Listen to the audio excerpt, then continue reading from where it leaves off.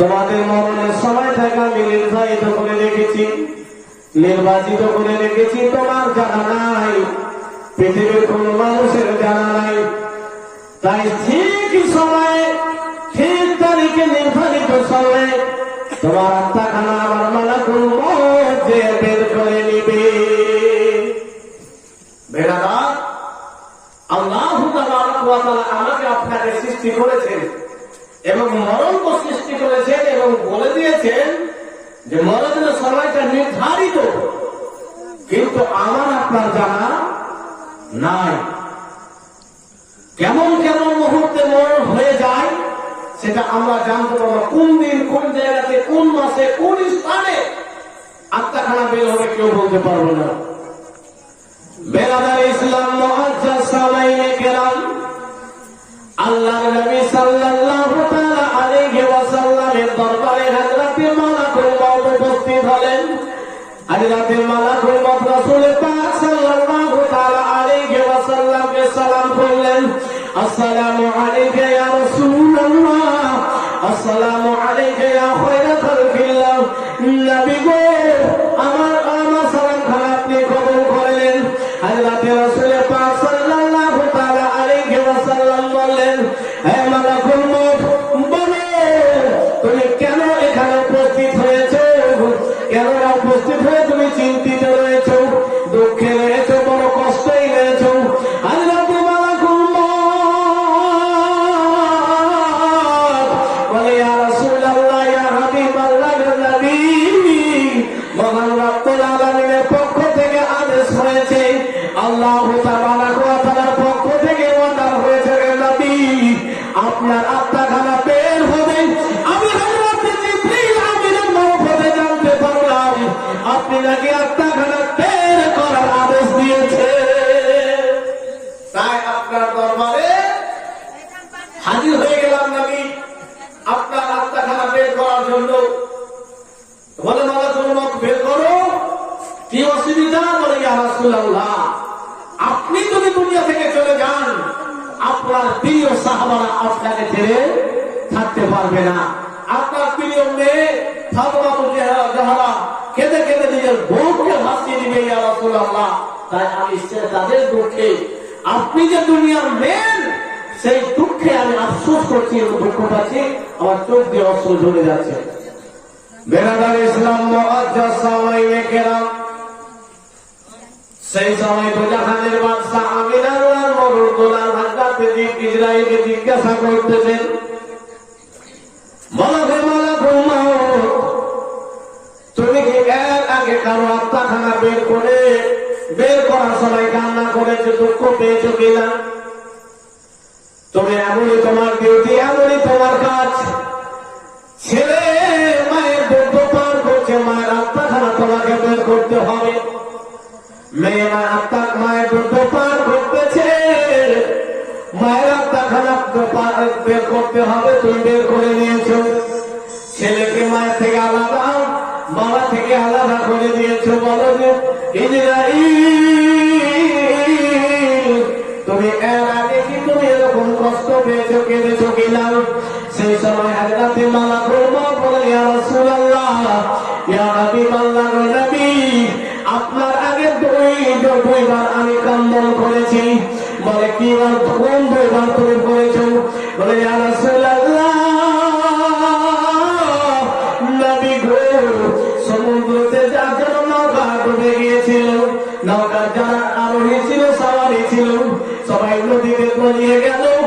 এমন সেই সময় সেই মহাসমুদ্রের মধ্যে একজন মা জননী ছিল, তার কোলে একটি ছোট্ট বাচ্চা ছিল, আল্লাহ, তার কোলে ছোট্ট একটি ছেলে ছিল, আল্লাহ। মা জননীর গতিতে গর্ভে যাচ্ছিল। এমনই সময় ছেলেকে বুকে জড়িয়ে ধরে রয়েছে। হঠাৎ করে সামনে একটি তক্তা দেখতে পেয়েছিল, সেই তক্তাখানা এক হাত দিয়ে ধরে ছেলেকে তক্তাতে ধরে জড়িয়ে ধরে রয়েছে, যাতে করে পড়ে না যায়। নদীতে, সমুদ্রতে জাহাজ ডুবে গিয়েছিল। সেই সময় সাওয়ারিরা ছুটা, কে কোথায় কি ধরছে না ধরছে। ওই মুহূর্তে একজন মায়ের কোলে ছোট্ট একটি ছেলে মা যখন এক হাতে বুকে ছেলেকে ধরে ধরে হাতে পানি টানতেছে, একটা কাঠকে সাহারা পেয়েছে, কাঠটাকে ধরে ছেলেটাকে ধরে নিয়েছে যাতে করে সে কাঠটা উল্টে যেন ছেলে না ডুবে যায়। সেই সময় ইয়া রাসূলুল্লাহ ইয়া হাবিবাল্লাহ নবী, মা জননী ছেলেকে বাঁচাবার জন্য চেষ্টা করতেছে, কাঠের উপরে বাচ্চা দাঁড়িয়ে চেষ্টা করতেছে। নবী মহান রব্বুল আলামিন আমাকে সেই সময় আদেশ করলেন, যাও ইসরাইল যাও, তার আত্মার মায়ের আত্মাখানা তুমি বের করে দাও। আমি সেই সময় মহান রব্বুল আলামিনের আদেশ শুনে আমি কর্তন করেছিলাম, ও রব্বুল আলামিন, ও গফুরুর রহিম ওয়া কামুল হাকিমিন মাবুদে মাওলানা, এমনই অবস্থায় রয়েছে মা যখন যদি দুনিয়া ছেড়ে বিদায় হয়, ছেলেটি সমুদ্রেতে ডুবে যাবে, মারা যাবে, মাঝে রাখে নেবে, ছেলেটাও বাঁচবে না। আল্লাহ আজরাতে ইসরাইল বলছে, রব্বুল আলামিন এমন মুহূর্তে এমন কষ্টের মত করলাম। আজরাতে ইসরাইলকে মহান রব্বুল আলামিন বলতেছেন, যাও আমি হলাম সব থেকে দয়ালু, তুমি যাও তার মায়ের আত্মাখানা বের করো। নবীকে বলছেন, ইয়া রাসূলুল্লাহ সেই সময় আমার চোখ দিয়ে পানি চলে এসেছিল। নবী বড় কষ্ট হয়েছিল তার মায়ের আত্মাখানা বের করতে। এই সমুদ্রতে কোনো সাহারা নাই, কেউ নাই, ছেলেটার কি হবে? আমি আত্মাখানা বের করেছিলাম, বলে আর কোন দিন এই ঘটনাটা একটু মাথায় রাখে। সেই ছেলেটা কি হলো? ছেলেটাকে মহান রব্বুল আলামিন তার রহমতের ফারেশতা দিয়ে তাকে সমুদ্রের কিনারায় দাঁড়ালেন এবং জঙ্গলে বাঘ প্রাণী দিয়ে তার সেবা করালেন, তাকে যা কিছু করতে লালন পালন করালেন আল্লাহ। মা নাই, কেউ নাই। তারপরে ছেলেটা কি হলো? মহান রব্বুল আলামিন ছেলেটাকে দিনের পর দিন, বছরের পর বছর তাকে লালন পালন করে বড় করে সেই ছেলে আল্লাহ ধন সম্পদ টাকা দান করলো। দান করার পরে সেই ছেলে দুনিয়াতে জান্নাত তৈরি করতে চেয়েছিল। সে পাওয়ারফুল, টাকা পয়সা ধন সম্পত্তি, সে চাইছিল যে আমি আর আমার কেউ কিছু করতে পারবে না, কিন্তু সেই ছেলে সাবধান হয়েছিল। বেরাদার ইসলাম মুআজ্জাজ সামাইনে কেরাম, মহান রব্বুল আলামিন আমাকে একদিন অর্ডার করলেন, সাদ্দাত জান্নাত তৈরি করেছেন, জান্নাত তৈরি করেছেন। যে তাকে মানবে জান্নাতে তাকে স্থান দেবে। সে নিজেকে নিজের পাওয়ারফুল মনে করে নিয়েছিলেন। ভাইজান, বন্ধু বোনেরা আমার, প্রায় 12 বছর কি 1-2 যুগ ধরে জান্নাতের কাজ চলতেছিল। সাদ্দাত জান্নাতে দর্শন করেনি, জান্নাতে থাকতেও পায়নি, আরাম করতেও পায়নি। জান্নাতে যেদিন যাবে ঘোড়ায় চড়ে ভাবে চলে যাবে, বড় অহংকারের সহিত যেতেছে। এমনই অবস্থায় মহান রব্বুল আলামিন হযরতে মালাকুল মউতকে আদেশ করলেন, যাও সাদ্দাতকে জান্নাতে ঢোকার আগে তার আত্মাখানা বের করে দাও। সেই সময় হযরতে ইসরাইল বড় আফসোস করেছিলেন, রব্বুল আলামিন ও মাওলা প্রভৃতি কষ্ট করে বড় পরিশ্রম করে টাকা পয়সা খরচ করে সে জান্নাত নির্মাণ করলো, জান্নাতে শান্তি তো ভোগ করার কথা, এখনো পর্যন্ত জান্নাত সে দর্শন করেনি। তার আগে বড় আফসোসের মন। এরকম হয় না? যদি কোনো ছেলে কিছু পেতে চায় আর মা যদি না ব্যবস্থা করতে পারে, আর ছেলেটা যদি সকালে মারা যায়, তো কত বড় আফসোস থেকে যাবে। ছেলেটা যদি কিছু হয়ে যায়, বেরাদার এরকম আফসোসের মত করেছে সাদ্দাত।